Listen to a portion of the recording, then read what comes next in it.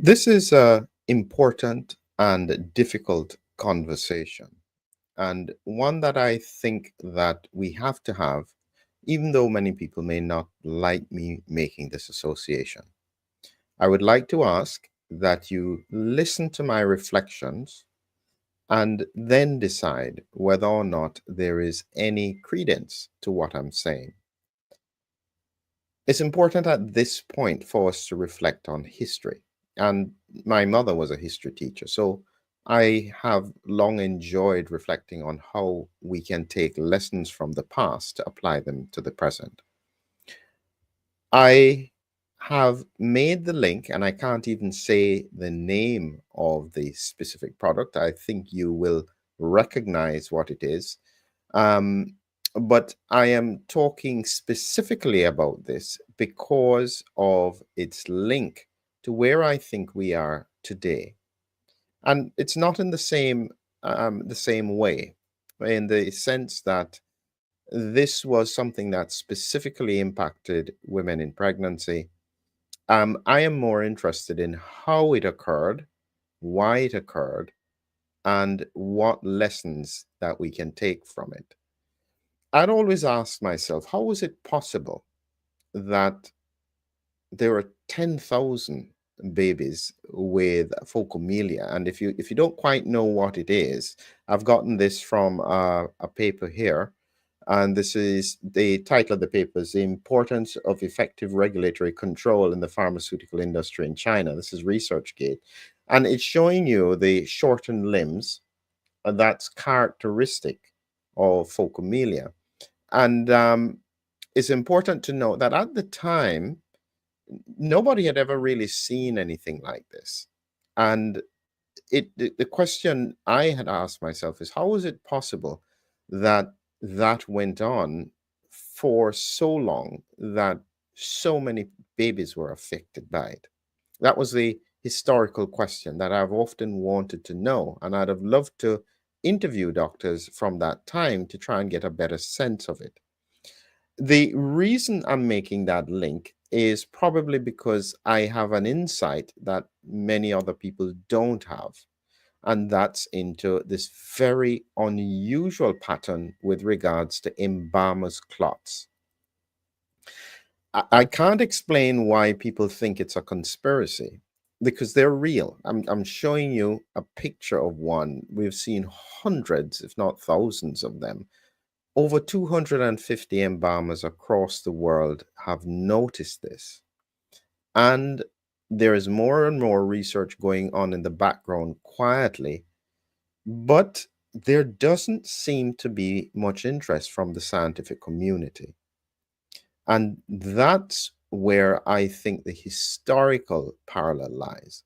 And as I take you through this process of reflecting on that, I would like your opinion as to whether or not I am right in terms of making these kinds of associations. So let's just remember that I am taking history to utilize an understanding of what happened in the past to see whether or not we could actually have a similar kind of event occurring now or in the future. So let's start at the beginning here. So the person who did the breakthrough, Dr. Widukind Lenz in Germany, he was a pediatrician and he was into genetics, and he raised the alarm in 1961 because of the numbers of babies, the unusual increase with phocomelia, that's the severely shortened limbs. And because of his epidemiological work, he found the correlation between thalidomide and pregnancy and birth defects. And this then eventually led to the withdrawal of the drug in late 1961. This was a very important step. But many people forget the fact that he was isolated at the time. He was put under a lot of pressure because he was saying something that went against the narrative. And, he was eventually celebrated by some, but that wasn't the reality for him in the beginning. I went through some of the reasons as to why it occurred and reflect and see whether or not this is potentially true today. At that time, there was an assumption of innocence for pharmaceuticals because they were looking at medicines as being inherently safe if they were approved and widely available. Huge faith in science. Companies marketed modern miracles, and doctors often trusted that rigorous testing had been done. And the mental model didn't include the fact that approved drugs could cause harm. Now, we're at a point where that's not the case in terms of the pharmaceutical industry, but that it has largely been the case when we look at what has happened up till now with regards to how we have approached vaccination. And if there was a model historically that would fit, it would be that one, not necessarily the pharmaceutical industry. Many people do have their issues with them. Additionally, at the time, there was a problem with scientific culture. It was quite rigid in its thinking. And because of how medicine was in terms of hierarchies, people followed the rules. The person most senior had the authority. There was not much curiosity that would challenge any kind of existing beliefs. And at the time, no doctors were thinking about genetics as the link. So they never had the thought pattern that this could be relevant. That's very, very important because, again, when we think of what's happening with Embalmers clots, we have never seen it before. And there is no simple paradigm to stick it in. Why does it happen in some cases? What is the connection with mortality? I have in the link in the description the first doctor to speak out about what he found at autopsies. So this is real. I've had in there the whistleblower who sent me images. This is happening to living people. It's just that nobody's talking about it. So it is occurring, but there is a silence that needs to somehow be addressed. Additionally, at that time, historically, many doctors were working in isolation. They're only seeing a few cases. They didn't have telephones or the internet. There wasn't any clear registry to report it. And so it very easily could be that this was just a fluke. And that's how oftentimes we can look at things. How do you know that this is actually relevant? And so when you have that kind of approach, it's very difficult without big data to be able to make sense of patterns. And similarly today, this is not necessarily even being seen by doctors because the kind of work that embalmers do makes them uniquely positioned that only them can see this. Nobody else would, because who else would be flushing out the whole of the bloodstream? Nobody else does that, not even in an autopsy. So this is something very, very unique to embalmers. So if they see something, really, there is no good reason that you would ignore it. Additionally, at the time, there was a psychological defense. That was there then, and it's still there now. Doctors' fear of being wrong. It's real. I know exactly what it feels like. And as you can say, if I prescribe the drug that harmed not just a baby, but somebody else, you feel responsible. And so there is this cognitive dissonance where it is easier to believe that it was random or genetic, and therefore it couldn't have been directly related to something that a doctor actively did. And there was this emotional self protection.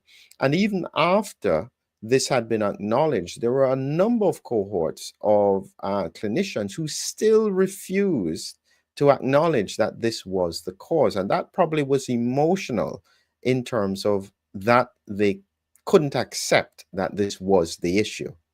And the other point was at that time, there was no pharmacovigilance. So many things could come out that there was no established practice, no investigating of adverse drug reactions. Doctors weren't really looking for harms. And so when you had that kind of culture, this would be a problem. And this is part of the reason why the FDA was bulked up.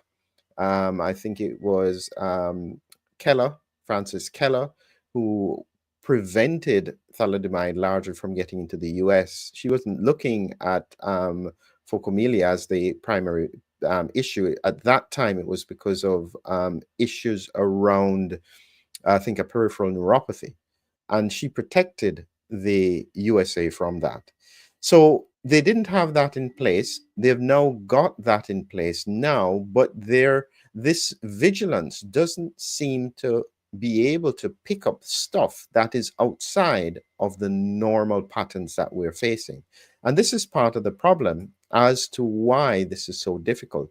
And the final point at that time was that it was post World War II. There was huge progress with antibiotics and vaccines, modern chemistry, and to even have the contemplation that a medical intervention could cause harm was just completely against the grain, and it just wouldn't be accepted. And so that was the foundation that made the situation with thalidomide occur. And so the question now I have, and this is where you have to follow me. So that was the history. What is the analysis as to where we are when we look at that issue with regards to Embalmers clots? If I now take that historical perspective and apply it to today, could we see something that is very similar?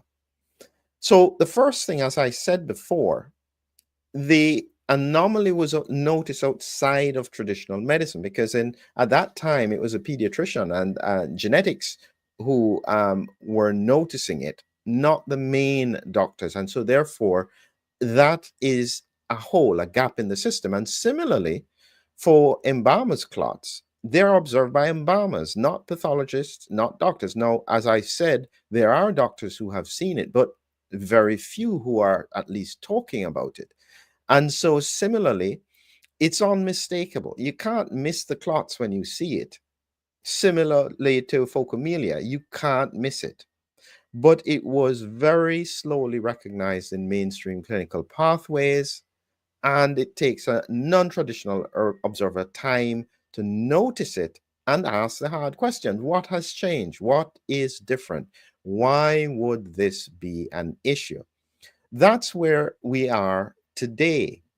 The other thing that I used as a balance in terms of comparing the two was this point that why at that time didn't more doctors investigate phocomelia? Because we said 10,000 babies. How many babies does it take before you start saying this is not right? And similarly, you could ask, why is not just doctors, but why is the scientific community not more interested in these embalmers?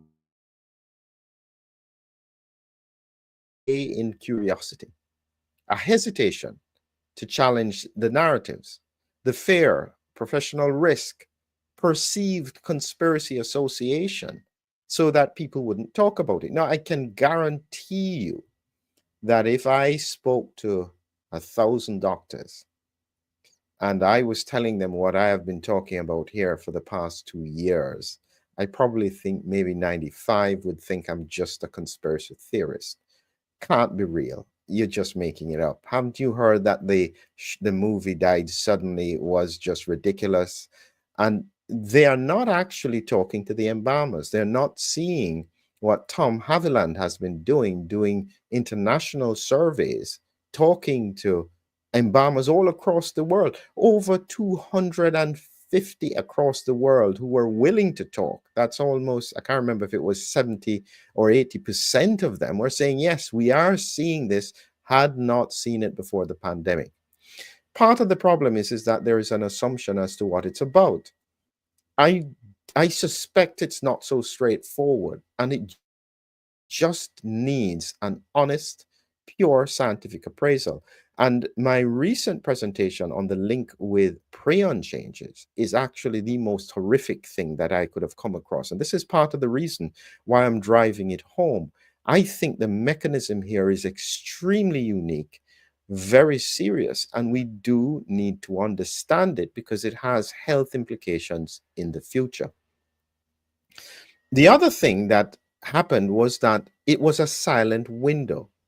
When we look at thalidomide, the limb formation occurred at a very specific time. And so, if a mother was not taking thalidomide at that time, if for whatever reason it was just days after or days before, the damage wouldn't have occurred. And this is part of the reason why they didn't think it was associated, because they said every mother would therefore have a child with this. And that wasn't the case. They didn't realize there was a very specific window when fetal limb formation was occurring that became disrupted. And similarly with Embalmers clots, the clotting dysfunction does not happen directly. There doesn't seem to be any clear pattern with it. And this is part of the reason why it's so difficult to see. The fact that it is happening, as I said, very quickly, the patient that the doctor told me about, it was about a 3 to 4 day trajectory where he deteriorated and died. And there didn't seem to be anything abnormal, but he was able to pull out a foot-long clot out of this person.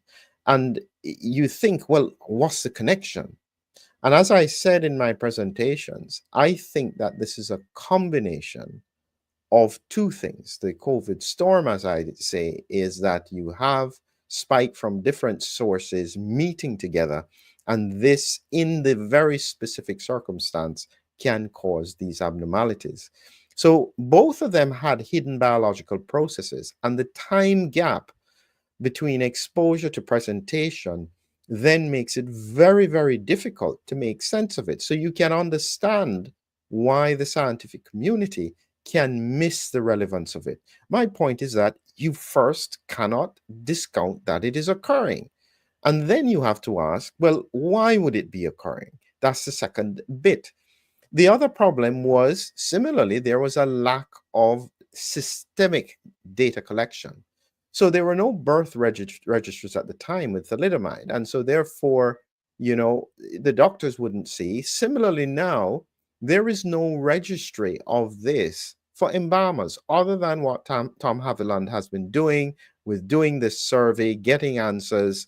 And therefore, in the same way that Dr. Len's early work, it was scattered observations, he had to pull it together into a coherent pattern.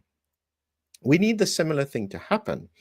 And as I said, I just can't explain why anybody would think it is occurring, it is real, it is being found in both living and postmortems. There has to be an explanation. Why would we discount something that a pattern we've never seen before? Additionally, at that time, there was resistance from institutions.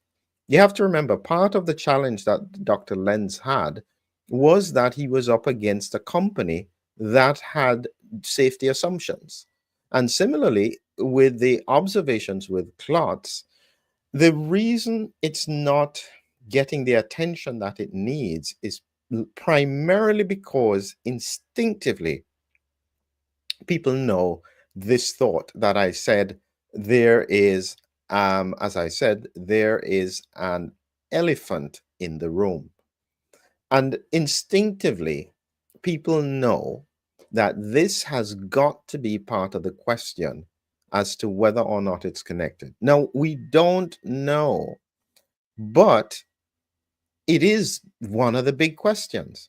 And so that fear of actually having to look at that and to consider that is part of the reason why it is so difficult when we think about why there was resistance. As it says here, when corporate, political, or institutional reputations are at stake, there is a lot of resistance to whistleblowers, even when they're raising valid concerns.